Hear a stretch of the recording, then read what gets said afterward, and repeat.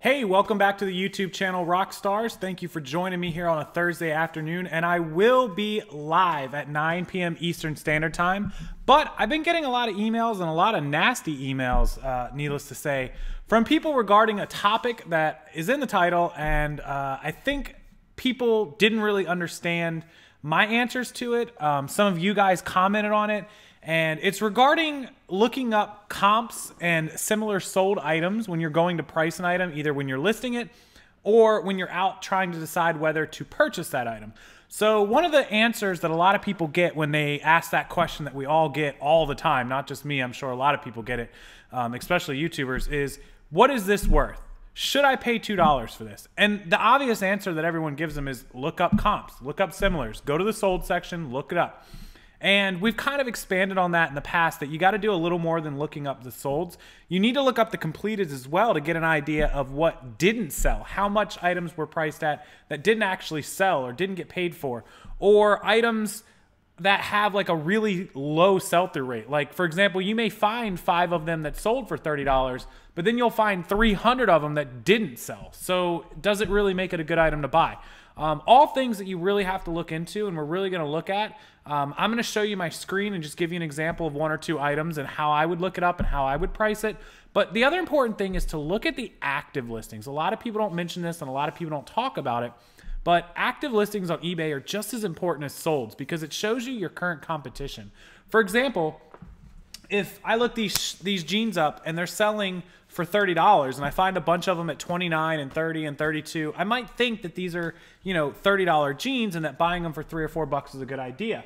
But if I log into actives and everyone has them now priced for $10 and $15, I might rethink my logic. So it's just something to think about with the active listing. So what I want to do is I want to go over to my screen and I want to show you guys just a couple of examples of items that if you looked up by looking at the actives might make you take a second thought about whether to buy them or how to price them. So let's take a look. Okay, so here's my screen, and I've done a search for Roar buckle shirts. This is a shirt that I sell a lot of, and I buy a lot of them. You guys have seen in my haul videos. Pretty popular. It's made by Buckle, or For Buckle. It's kind of a Western embroidered style shirt, maybe a go-out shirt for somebody of that genre. So anyways, long story short, if I brought up the sold listings of Roar buckle shirts, you guys would see that I would see a lot of 24, 22, 27, a really expensive 59 with best offer. This was actually mine. You guys can see that's my picture. I got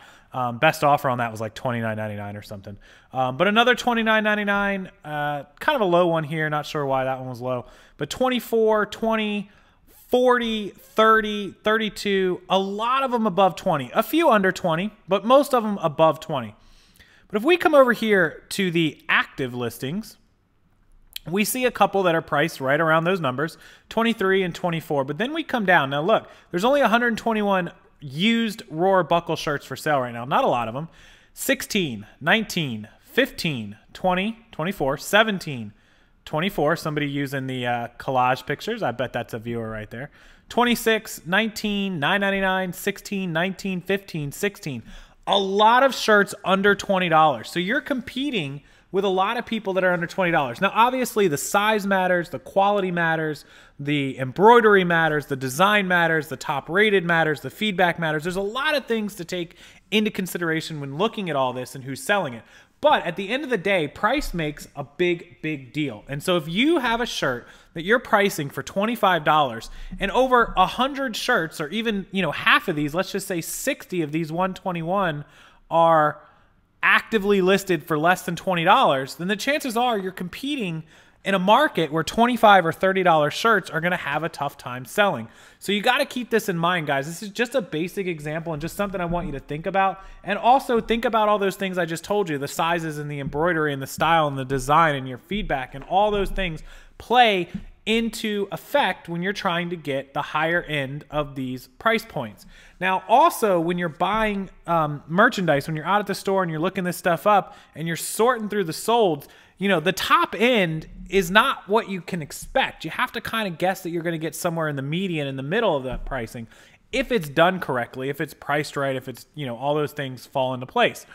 So another thing to think about when you decide you want to post a picture of an item and ask somebody you know, what should I pay for this? Is $5 a good price, etc., etc. So hopefully that kind of breaks it down and explains it well to you guys. Now, the last thing I'm going to show you is something that keeps us from really knowing the accurate price. And I'm going to show you a couple of these.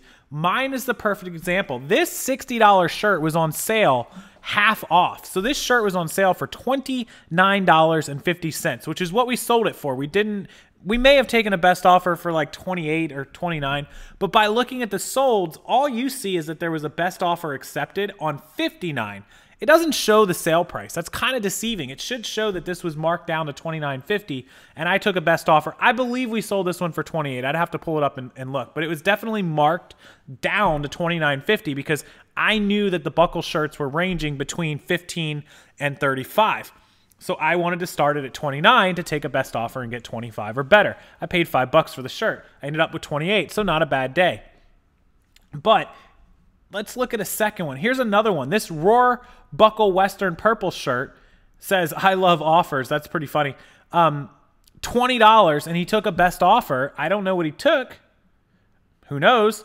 He probably could have got more than that $20. That's kind of crazy. That's a rare, unique buckle shirt. Roar shirt. But anyways, we don't know if he got 19 for this shirt. Did he get 9 for this shirt? We have no idea. So it's kind of deceptive what eBay does there. It doesn't show you what a best offer is, what they actually got for the item. And I wish that they would do that. It would clear up a lot of sales confusion on the sold side. So just a few things to think about, guys.